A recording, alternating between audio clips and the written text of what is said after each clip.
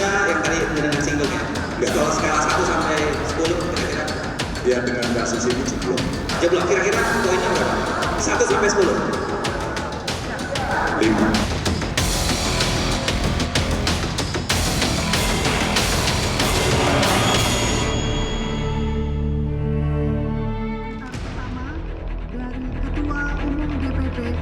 Jelang kontestasi Pilpres pada 14 Februari 2024 mendatang, setiap kandidat dan tim suksesnya punya cara tersendiri untuk menampilkan kandidat yang diusungnya. Namun belakangan tak ada lagi sindir-menyindir. Perang opini kian jelas dan tegas. Yang teranyar datang dari Ganjar Pranowo. Capres nomor urut 3 ini mengkritik penegakan hukum di era pemerintahan Jokowi. Tak tanggung-tanggung, pasangan duet Ganjar dan Mahfud bahkan memberi nilai 5 dari 10.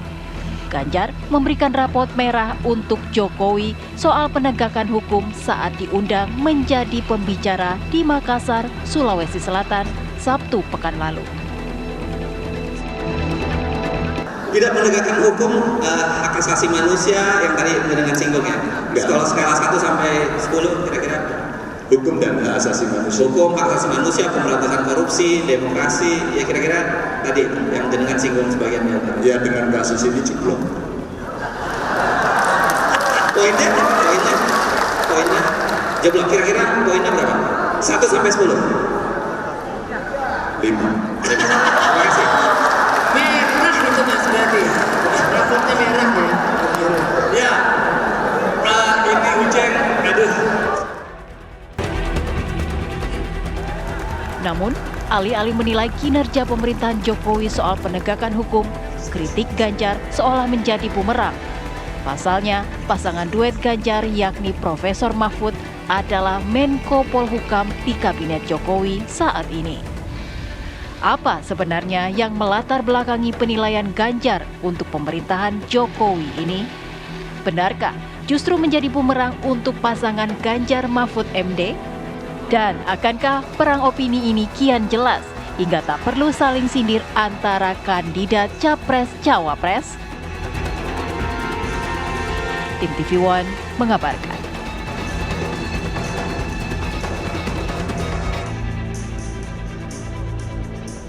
Adanya rekayasa dan juga intervensi, itu yang disampaikan oleh Ganjar Pranowo sehingga memberikan poin ataupun juga angka 5 untuk masalah penegakan hukum di era Presiden Joko Widodo. Untuk kubu rival kemudian mengatakan yaitu kubu yang mengusung Prabowo Subianto dan Mas Gibran Rakabuming Raka. Padahal yang akan dipasangkan oleh Pak Ganjar Pranowo adalah seorang Menko Polhukam Mahfud MD. Kita akan bahas mengenai hal ini lebih lanjut dan kita akan dengarkan bagaimana suara dari kubu Pak Ganjar dan juga Pak Mahfud MD, tapi juga sudah terhubung kita dengan kubu dari Pak Prabowo dengan Mas Gibran, yaitu ada Bang Herzaki Mahendra. Assalamualaikum warahmatullahi wabarakatuh.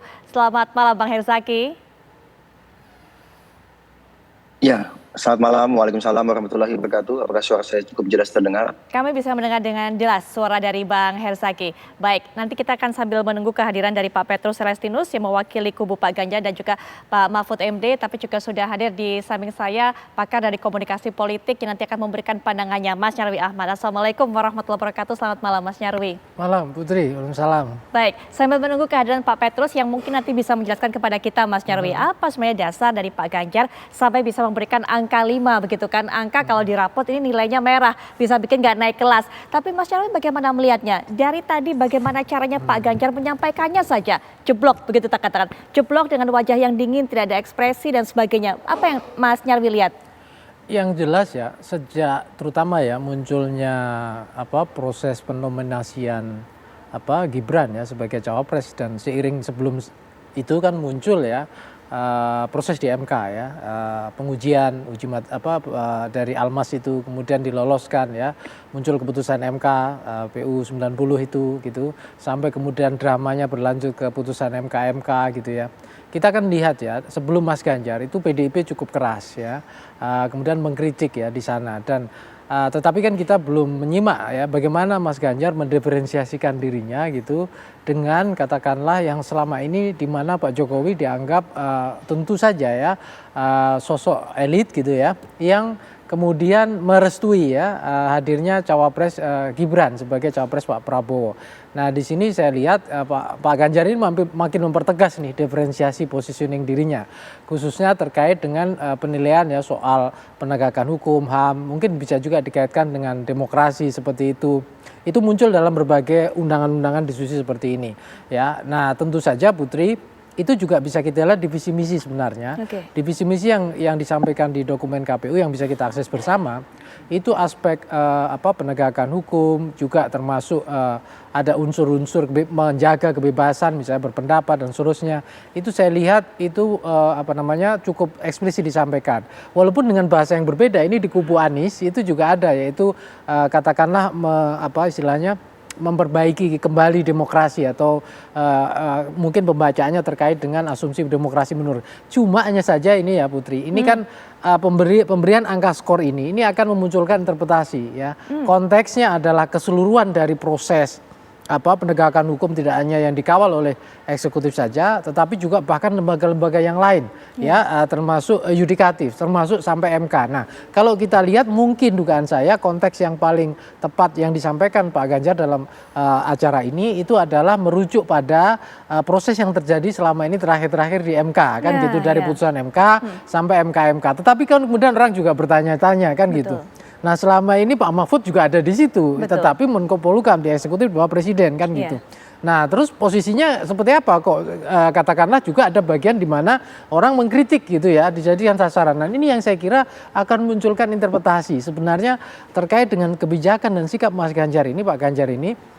Bagaimana sebenarnya duduk perkara atau posisinya di tengah yang saat ini di mana Pak Mahfud sendiri sebagai cawapres itu juga ada dalam pemerintahan Pak Jokowi walaupun posisinya di eksekutif. Nah ini akan memunculkan tentu saja Putri akan munculkan wacana kritik terkait dengan apa yang disampaikan Mas Ganjar itu kira-kira. Betul sekali. Kalau tadi memang Mas Nyarwi mengatakan ini sepertinya relate-nya itu dengan yang terakhir-terakhir ini terjadi putusan MK. Ini karena memang satu kalimat yang mungkin saya bisa kutip dari apa yang disampaikan Pak Ganjar adalah ya dengan kasus ini jeblok. Nah kasus ini adalah kasus apa? Mungkin ini bisa dijawab dan juga dijelaskan oleh narasumber yang baru saja bergabung dalam perbincangan kita secara daring yang mewakili juga dari kubu Pak Ganjar Pranowo dan juga Pak Mahfud MD yaitu Pak Petrus Celestinus. Selamat malam Pak Petrus.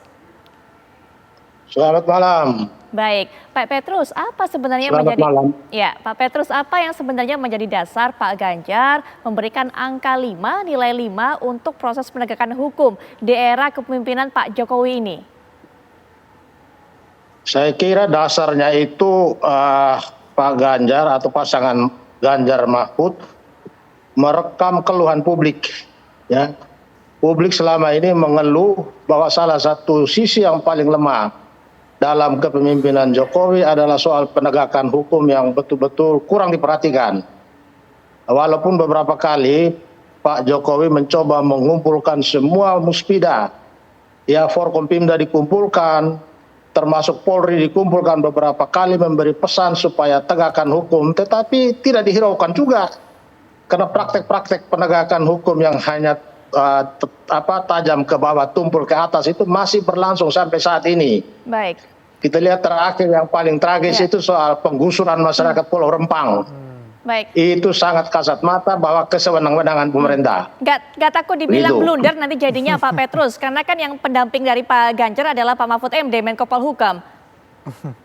Oh iya, biarpun Menko Polhukam sebagai pendamping Pak Ganjar, tapi Pak Ganjar harus jujur di sini dan Menko Polhukam itu kan masih ada atasannya. Jadi kalau Menko Polhukam mau bertindak hitam putih, kalau presidennya bilang tidak, ya tentu dia tidak berdaya. Oke. Jadi ini kan soal penegakan hukum, ini kuncinya di tangan presiden, bukan di tangan Menko Polhukam. Baik, kuncinya di tangan presiden. Kita pahami soal itu. Bang Herzaki mungkin bisa berikan pandangannya mengenai hal ini. Ya. Terima kasih Mbak. Kalau ini kami melihatnya lagi-lagi ya, lagi-lagi mungkin ada yang antara gagal paham atau gagal memahami posisinya begitu. Kenapa Bang? Kita Gagal bicara paham mengenai apa Bang? penegakan hukum. Iya karena begini Mbak, kita bicara mengenai penegakan hukum. Pak Ganjar bilang poinnya 5, tapi Pak Mahfud MD bilang poinnya tertinggi bahkan.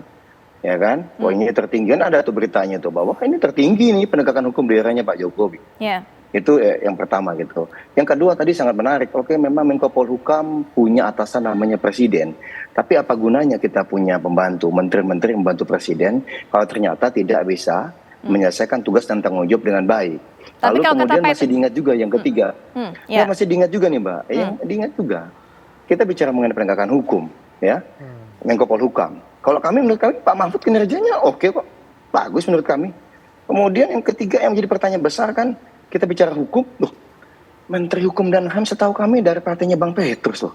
Dan menurut kami Pak Yasona tuh bagus kok. Ya, beliau objektif ketika memutus kasus kami dulu. Misalnya kan, ada pengajuan mengenai dari orang yang tidak jelas, ngaku-ngaku sebagai pengurus partai kami, beliau dan jajarannya bekerja sigap, meneliti semua dokumen dengan baik, dan akhirnya menjadi keputusan bahwa itu memang tidak sah. Yang dari pihak lain itu gitu. Jadi bagi kami ini menjadi agak kontradiktif gitu.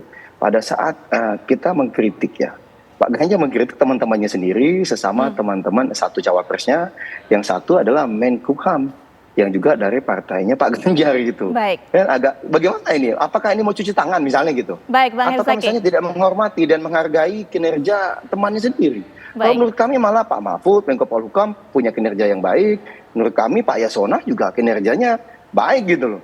Sehingga kami bingung, kami ini di tubuh yang berbeda mengapresiasi kerja-kerja teman-temannya Pak Ganjar, tapi kok Pak Ganjar sendiri, temannya sendiri malah dikritik habis-habisan, malah tidak dianggap kerja-kerjanya gitu. Baik. Nah ini kan sangat disayang, kami khawatirnya begini, pemimpin. Baik. Tahan sampai Kalau situ, dengan Bang teman sendiri Herzaki. aja tidak bisa menghargai, Ya. bagaimana kemudian nanti dengan yang lain kan begitu. Baik. Tahan Menurut sampai kami. situ Bang Herzaki, nanti kita Ya. akan lanjutkan. Mungkin nanti setelah jeda Pak Petrus juga bisa diberikan tanggapan karena Menkumhamnya orang PDIP, kemudian juga Pak Mahfud MD selaku Menko Polhukam juga akan menjadi pasangan dari Pak Ganjar. Kalau Bang Herzaki tadi mengatakan apa mau cuci tangan, tapi nanti setelah jeda saya juga akan ungkapkan dari angka-angka survei kepuasan masalah kepemimpinan Pak Jokowi di bidang penegakan hukum yang tadi juga sempat disinggung oleh Bang Herzaki. Tapi nanti bisa diberikan pandangannya setelah jeda berikut ini, kami segera kembali.